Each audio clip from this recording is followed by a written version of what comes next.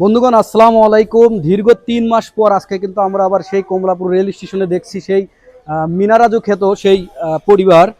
আপনারা কিন্তু জানেন যে এই আপাটা ধনী পরিবারের মেয়ে ছিল, কিন্তু সে ভালোবেসে বিয়ে করেছিল রেল স্টেশনের একটা ছেলেকে। তো আজকে তারা এখানে এসেছে, আমরা বিস্তারিত শুনবো আজকে হঠাৎ করে এখানে তাদের পাওয়ার কারণটা কি। আপু কেমন আছেন? আলহামদুলিল্লাহ ভালো আছি। আচ্ছা, প্রথমে আপনার নামটা বলবেন। আমার নাম মুসাম্মদ তামান্না, কিন্তু ভিডিওতে ভাইরাল হয়েছিল মিনা বলে। মিনা বলে। হ্যাঁ, আচ্ছা, আপনাদের দীর্ঘদিন পর আমরা এই কমলাপুর রেল স্টেশনে দেখছি, এটার কারণ কি? এটার কারণ আমাদের এক ভাইয়া রুম নিয়ে দিছিল। তো ওই রুম নিয়ে দেওয়ার পর সে বলছিল যে বছর খানির মতো সে আমাদের চালাবে কিংবা ব্যবসা নিয়ে দিব। তো সে ব্যবসার জন্য টাকাও দিছিল, কিন্তু রুম ভাড়া না দেওয়াতে আমার মনে করেন যে 2 মাসের রুম ভাড়া আটকে যায়। আমি মানে আমার ঘর তালা দিয়ে দিছে, তো আমার তখন ঠান্ডা ছিল, তো আমার কিছু করার ছিল না, আমি রুম ভাড়া দিয়ে দিই। তো ওনারে আমি জানাই যে ভাইয়া আপনার টাকাটা যে দিছিলেন ব্যবসা করতে, আমরা তো এটা দিয়ে রুম ভাড়া দিয়ে দিছি, কারণ ঠান্ডার ভিতরে আমি বাচ্চারা নিয়ে তো থাকতে পারবো না স্টেশন। পরে আল্লাহ, সে আর কিছু জানায় নাই। জানানোর পরে এরকম ভাবে মানে 5,000 টাকা রুম ভাড়া আমার পক্ষে দেওয়া অনেক কষ্ট হয়ে যায়। তো মনে করেন যে এরকম ভাবে অনেক দিন কষ্ট করে রুম ভাড়া দিয়ে থাকছি, থাকতে দেখেন কি মানে পারতেছি না, বাচ্চার ঠান্ডা, তারপরে মানে ঈদ গেছে, অনেক চাপ গেছে আমার উপরে দেওয়া। তো এখন আমার কাছে মনে করেন 1 মাসে রুম ভাড়া পাইবো, আর এই যে রানিং মাস আয়া পড়ছে। তো 2 মাসের রুম ভাড়ার জন্য বাড়ি এনে আবারও তালা দিয়ে দিছে, আমাদের স্টেশন আইতেছে টাকা জোগাড় করে নিয়ে যা তালা খুলতে দিব। মানে আপনি বোঝাতে চাচ্ছেন, মানে একজন ভাই আপনাদের দায়িত্ব নিয়েছিল, তাই সে বলছিল যে 1 বছর আপনাদের ভাড়াটা চালাবে আপনাদের, হুম হুম। এই তো নাকি? জি। কিন্তু তারা সে আশা দেওয়ার পরে মানে সেই ভাড়া টাকাটা আপনাদের দিত না। না না না। আচ্ছা রাজু ভাই, আপনাকে তো সেই ভাই বলছিল যে 1 বছরের দায়িত্ব নেবে আপনার বাসা ভাড়া, না? হ্যাঁ, হ্যাঁ। এবং আপনাকে তো ব্যবসার জন্য টাকা দিয়েছিল, তাই না?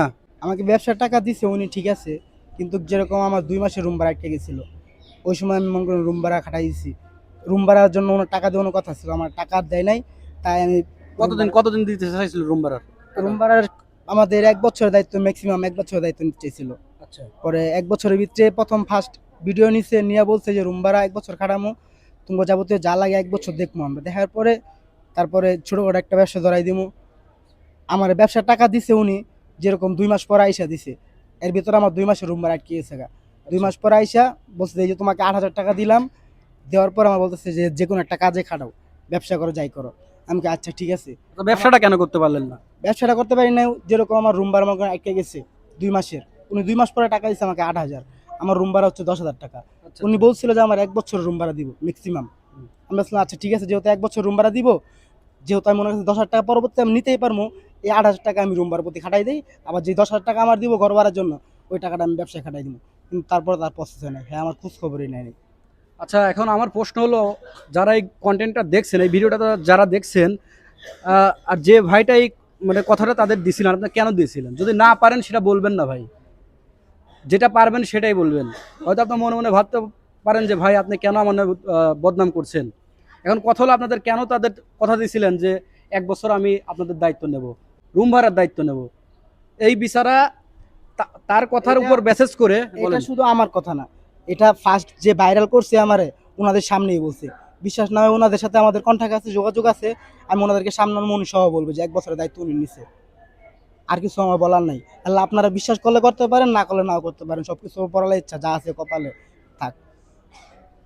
কি বলবো ভাই, আপনি কেন কথা দিয়েছিলেন? এখন এই পরিবারটা আবার সেই যে অবস্থানে ছিল ওই অবস্থানে এসেছে।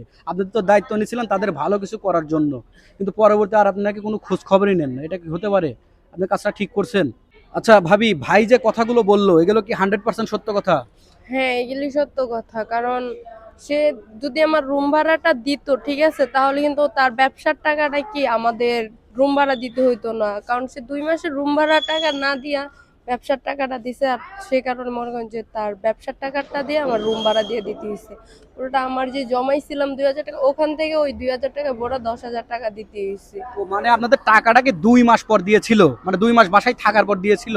হ্যাঁ, বাসায় 2 মাস থাকার পরেই দিছিল। উনি যে টাকাটা দিছিল ওটা রুম ভাড়ার টাকা না, উনি দিছিল ওটা ব্যবসা করার জন্য, কিন্তু রুম ভাড়ার টাকা দেয় নাই। তো আমার রুমে তালা দিয়ে দিছিল বাড়িয়াল নিয়ে, তো শীত ছিল, ফুল শীত ছিল, তার জন্য পরে আমি রুম ভাড়া দিয়ে দিই, কারণ আমার বাচ্চা নিয়ে শীতের মধ্যে আমি স্টেশন কেমনে থাকবো ওই চিন্তা করে তারপরে আমি যে মনে করেন যে ওরে বললাম যে আচ্ছা ভাইয়া যদি পরে রুম ভাড়া 10 টাকা দেয় তাহলে আমরা ওই যে টাকাটা ব্যবসার জন্য দিচ্ছে ওটা আমরা ব্যবসায় খাটাই দিব, আর এই টাকাটা দিয়ে এখন বর্তমান রুম ভাড়া দিয়ে তালাটা খুলো। পরেও দিয়ে দিচ্ছে, কিন্তু ভাইয়া তো আর যোগাযোগই করলো না পরে। ভাই দেখেন, তাহলে কি বলবো বন্ধুগণ, যারা এই ভিডিওটা দেখছেন সেই কন্টেন্ট ক্রিয়েটর কিন্তু কথা দিয়েছিল যে তাদের 1 বছর বাসা ভাড়ার টাকাটা দিবে, কিন্তু তাকে দেয়নি। এখন 2 মাস পর দিছে ব্যবসার টাকা, অথচ দেওয়ার কথা ছিল কিন্তু ব্যবসা সহ রুম ভাড়ার টাকাটাও। আচ্ছা ভাবি, এখন তাহলে তো আবার সেই রেল স্টেশনেই চলে এসেছেন, এখন কি ঘর ভাড়ার টাকাটা কি পুরোটা দিতে পেরেছেন?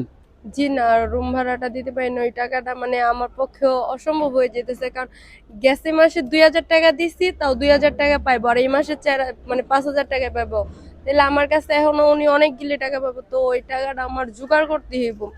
মানে এটাই ওরে আমি বুঝাইতেছি, স্টেশন মানে একবার ছাইরা গেছি আবার স্টেশনে আইছি, মানে আমার পোলারে যে কারণে বাসায় নিয়ে রাখছিলাম ওই আবার ওই স্টেশনে নিয়ে ঘুম পাড়াইতে হইতেছে, টাকাটা যেভাবে হোক জোগাড় করতে হইব, কিন্তু টাকাটা আমাদের কাছে এখনো জোগাড় হয় না। আচ্ছা, আপনার ওই ঘরে যে ঘরে বাসা ভাড়া নিয়েছিলেন, ওই ঘরে আপনাদের তো যেগুলো ব্যবহার করতেন ওইগুলো তো সবই রয়ে গেছে নাকি? হ্যাঁ হ্যাঁ, আপনাদের দোয়ায় ভালোই মালসামা করে ফেলছিলাম, কিন্তু ওইগুলি সবই রয়ে গেছে ওই ঘরের ভিতরে। মানে এখন টাকা না দিতে পারলে তো ওগুলো আর দিবে না। না না না, বাসায় ঢুকতে দিব না, বাসায় ডাবল তালা মেরা দিছে, আমার তালার উপরে হ্যাট তালা মেরা দিছে। বন্ধুগণ, বেশি কথা বাড়াবো না, আপনারা কিন্তু ইতিমধ্যে অনেকেই এই পরিবারের একটু পাশে দাঁড়াতে চেয়েছিলেন, আমরা অনেকদিন পর তাদের পেয়েছি।